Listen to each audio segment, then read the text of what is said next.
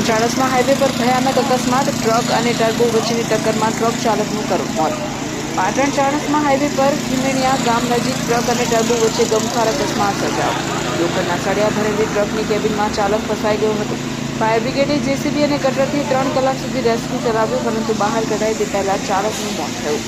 અકસ્માત એટલો ભયાનક હતો કે ટ્રકનો આગળનો ભાગ સંપૂર્ણ કચડાઈ ગયો હતો। ઘટનાની જાણ થતાં 108 એમ્બ્યુલન્સ, પાટણ ફાયર બ્રિગેડ અને સ્થાનિક લોકો બચાવ કામગીરીમાં જોડાયા હતા।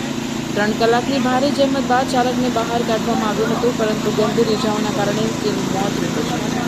પોલીસે અકસ્માતનો ગુનો નોંધી વધુ તપાસ શરૂ કરી છે। અહેવાલ વિપુલભાઈ ચૌધરી, આદિપુર, પાટણ।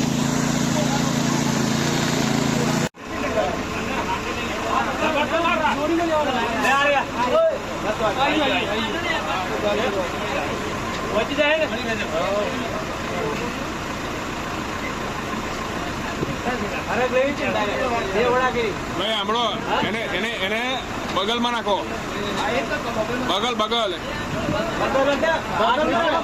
એની અંદર હાથ બહાર રહી લો, હાથ બહાર,